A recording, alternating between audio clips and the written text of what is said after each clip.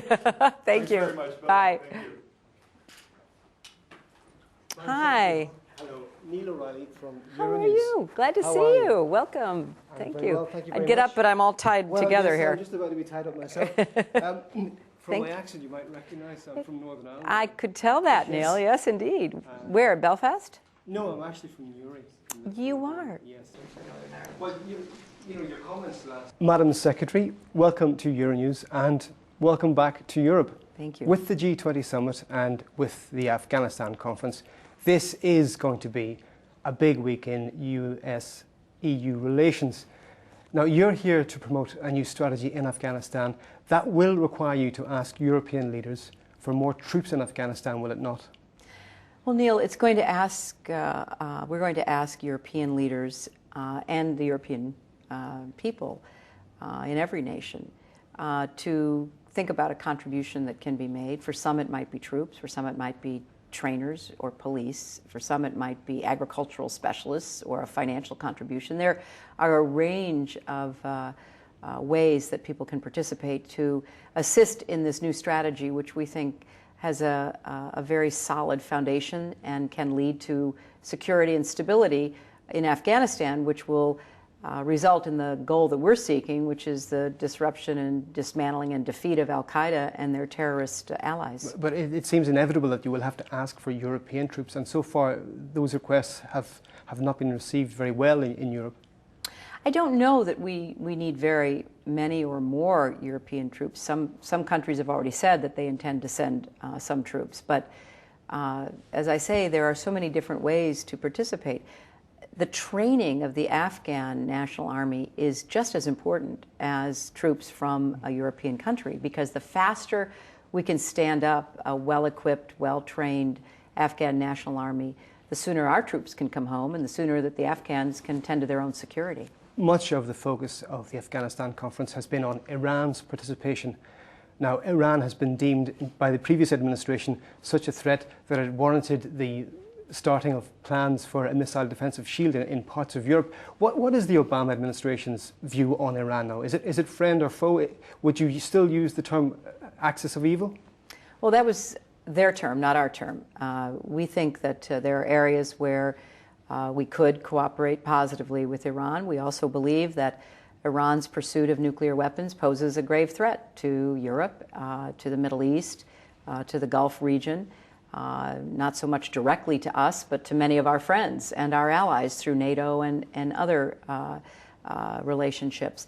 So we do think that it's important to engage with Iran, to look for those areas of cooperation, but also to try to dissuade them from interfering with other countries' internal affairs, from supporting terrorism. They obviously supply and support Hezbollah and Hamas and some of their acts of violence and terroristic activities. So I think that it is a mixed picture when one looks at Iran. At the G20 summit, the US will be looking for more expenditure from Europe on fiscal stimulus packages. Now, that doesn't seem likely to come. The European view is very much that that's the kind of approach that got us into this financial crisis in the first place. I think that it's somewhat of a misperception as to what we are looking for. It's not a question of either more fiscal stimulus or regulatory reform. It's both and. Many countries have already made investments that are stimulative. Investing additional funds in the International Monetary Fund will help to stimulate other countries. The EU looking for ways to assist some of the Eastern European countries. All of that's on the stimulus side, but the regulatory side is equally important. But you will have agreement probably quite easily to some degree on the regulatory side, but getting EU states to spend more than 2% of GDP on stimulus measures isn't going to happen. Is that going to increase pressure on European-US relations?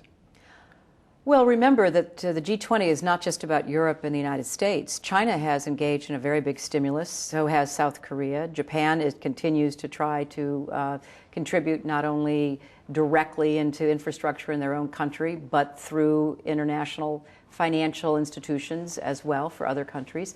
So I think if you look at the full range of countries that will be at the G20, it's not just about Europe and the United States. We happen to believe our assessment of this financial situation is that a stimulus now makes sense because we need to kickstart the economy. We respect those who disagree with us. But we're very pleased that China, for example, has engaged in a significant stimulus. Australia has. Other countries have. We want to get the global economy going again. Once the global economy is going again, we need a regulatory framework in place to make sure this never happens. So we have to do both. And it has to be done simultaneously. Some countries will contribute more on one side than the other, but it must be a collective effort.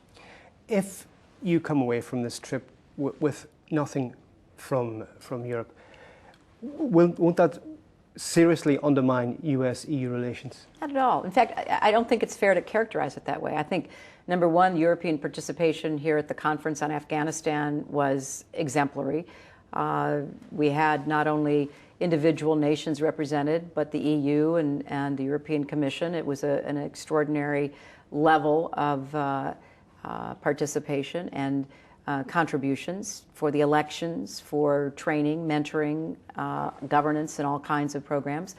We do have a good agreement about helping countries that need more help through investing more funding into the IMF. Europe has taken a lead on that. We support that. So I think it's somewhat of a a misperception to be talking about how it's either or. We just don't buy that. And then, of course, we'll go on to NATO, where with our NATO allies, France will be reintegrated. We're going to talk about our relationship with Russia, starting the NATO-Russia Council again. So I think there's an enormous amount that's going on between Europe and the United States. But isn't there a risk, though, that if you get nothing, or if you get little to satisfy the discordant voices in Congress who are referring perhaps to protectionist measures, and that's the big worry here in Europe? I just disregard the premise of your question. I just don't see that level of disagreement. We are such strong allies. We respect countries that have a different point of view. We obviously think we're right, or we wouldn't be pursuing the path we're on. But what's important is that we have a critical mass. If you take the United States and China and other countries, that's a very big commitment. The UK has made a big stimulus commitment. So there's a lot going on. Some countries are not pursuing a stimulus package, but they're contributing to the IMF, and they're revamping regulations, and they are participating in other ways. So I just don't accept the premise of the question. I think, too, we all have to fight against protectionism. We're all prey to it because the economies in our own countries are in crisis. But we're trying to hold the line as much as possible on that. Madam Secretary, thank you very much. Thank you, Neil.